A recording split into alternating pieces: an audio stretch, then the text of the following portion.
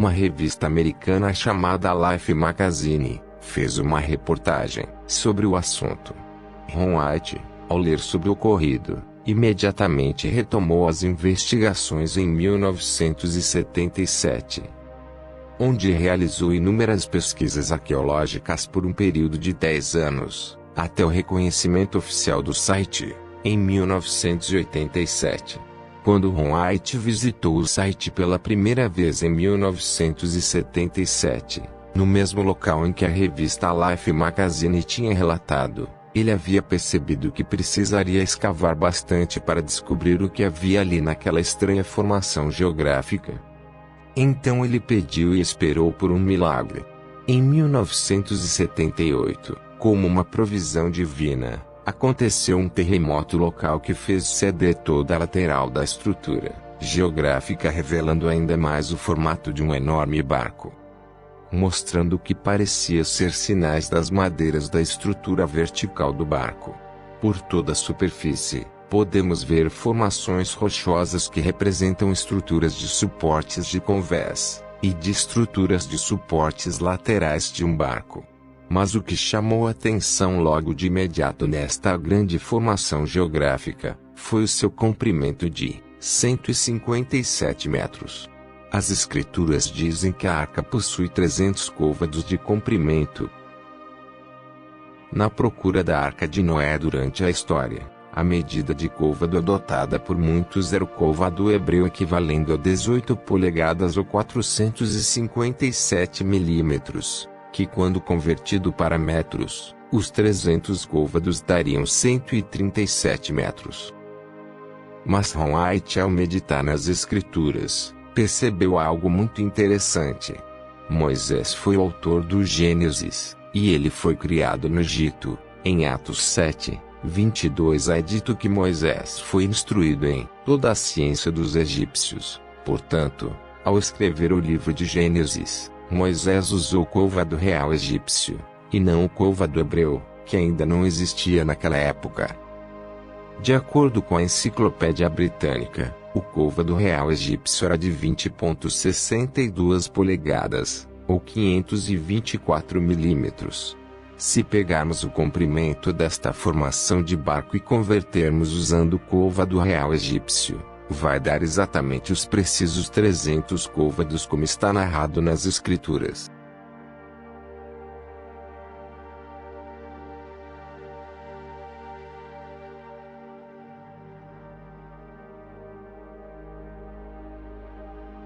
Outro ponto que é facilmente notório, é o fato deste barco parecer apresentar uma fenda na sua lateral.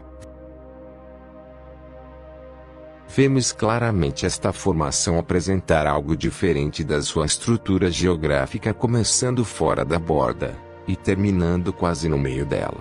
Ao analisar fotos aéreas, podemos perceber que o local atual está bem no meio de uma antiga avalanche de lava, bem no centro de 3 avalanches precisamente.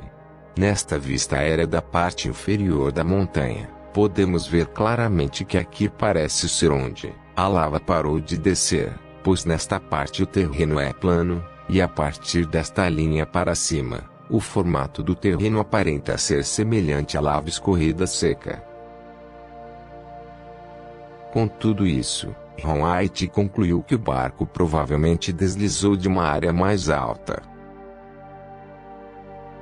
e foi parada por essa estrutura rochosa, que o adentrou formando esta fenda. Ron White seguiu o rastro de avalanche e morro acima, e a 2 quilômetros próximo a uma área montanhosa com um formato de meia-lua, ele encontrou um monumento com inscrições representando a Arca de Noé, que continha desenhos de um barco, 8 pessoas, e o desenho geográfico da montanha onde a arca repousou. Percebemos que nesse desenho se encontrava uma montanha bem alta, que hoje não está mais presente no local. A partir daí, foi fácil para Ron White concluir que esta montanha era um vulcão que, ao entrar em erupção, lançou toda aquela lava abaixo e desapareceu logo em seguida. Ele também encontrou uma marca no chão com as mesmas características da formação geográfica no formato de barco a 2 quilômetros acima, que parecia ser o fundo da arca onde originalmente ela repousou. De acordo com Ron White, a arca pousou neste local enquanto ainda era lama, e quando secou toda a terra, sua parte inferior ficou presa ao solo.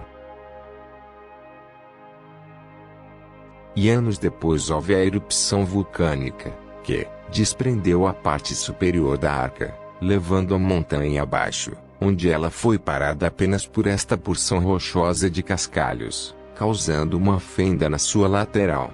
Em seguida a lava cobriu completamente a arca, atuando como uma cápsula de preservação do tempo. E com o passar dos anos, as moléculas das madeiras da arca foram se petrificando ao mesmo tempo, mantendo a sua formação intacta até os dias de hoje.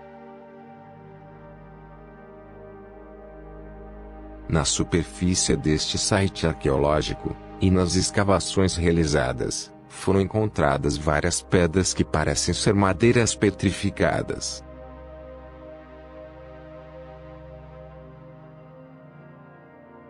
Algumas destas pedras foram enviadas para análises, e foi constatado a presença de silício misturado com carbono orgânico, indicando que as amostras levadas para análises eram consistentes com madeira decomposta e fossilizada, que passaram por um processo de substituição mineral, que é quando as moléculas de madeira são substituídas pelo material ao redor ao longo de um grande período de tempo.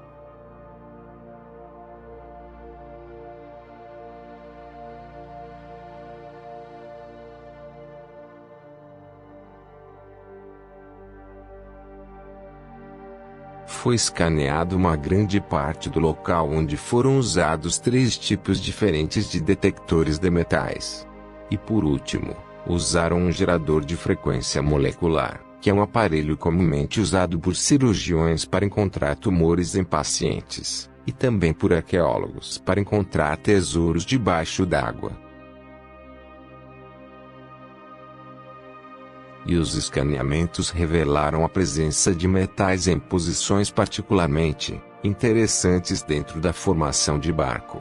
E nenhum metal foi detectado fora da estrutura geográfica.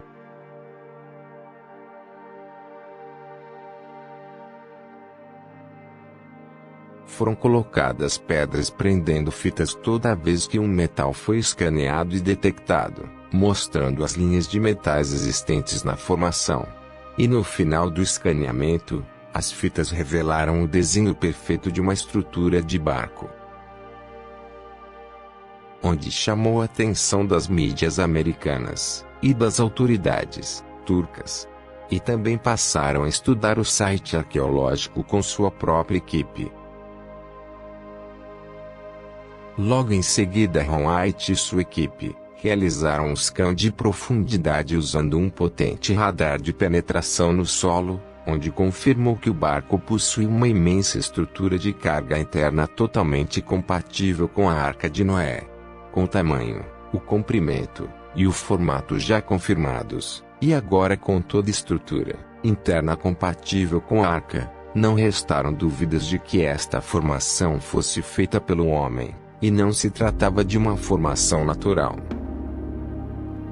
Com isso, as autoridades turcas realizaram a cerimônia de inauguração em junho de 1977, onde Ron White foi o convidado de honra.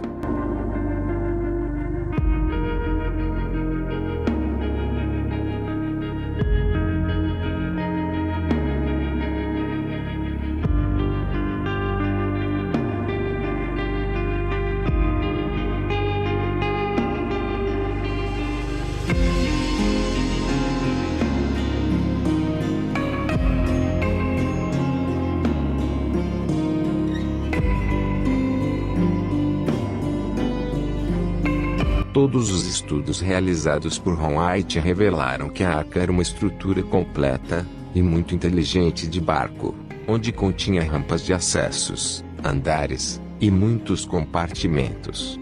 Também foram encontradas próximo onde a arca repousou várias pedras como esta, que possuem buracos em uma de suas pontas indicando serem pedras âncoras. Esta pedra âncora mede aproximadamente 3,30 metros de altura e mais 1,20 m enterrados no chão. O buraco perfurado no topo da âncora mede 12 centímetros de um lado e 17 centímetros do outro, permitindo que uma corda fosse passada por dentro e o nó fosse afixado. Pedras âncoras eram usadas em grandes embarcações no intuito de estabilizar o barco, mantendo-o sempre na posição vertical quando atingido por fortes ondas. Este era um item fundamental para manter o barco estável em meio a uma tempestade. Embora as escrituras não mencionam nenhum tipo de pedras âncoras, existe uma passagem que nos dá a entender que as pedras âncoras tiveram uma função muito interessante de parar a arca.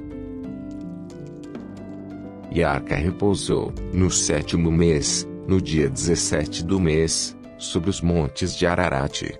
E foram as águas indo e minguando até ao 10º mês. No 10º mês, no primeiro dia do mês, apareceram os cumes dos montes. Gênesis 8, 4 e 5. Reparem que a arca repousou no 7º mês, mas somente no primeiro dia do 10º mês, os cumes dos montes reapareceram.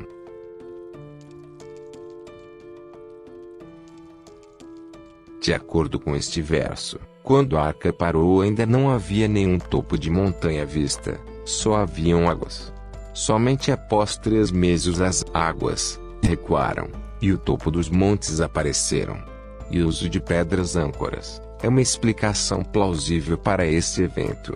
A arca parou somente quando as pedras âncoras, que estavam em uma considerável profundidade, tocaram a planície do monte, fazendo com que a arca permanecesse parada até o aparecimento do topo dos montes, após 3 meses. E essa foi a razão das pedras âncoras serem encontradas junto ao local de repouso da arca. Esta formação geográfica no formato de barco é mais uma prova arqueológica da veracidade bíblica. É impressionante como nosso Criador preservou mais este evento importantíssimo da narração bíblica até nossos dias, servindo de testemunho para nossa geração. Gratidão por assistirem. E até o próximo vídeo.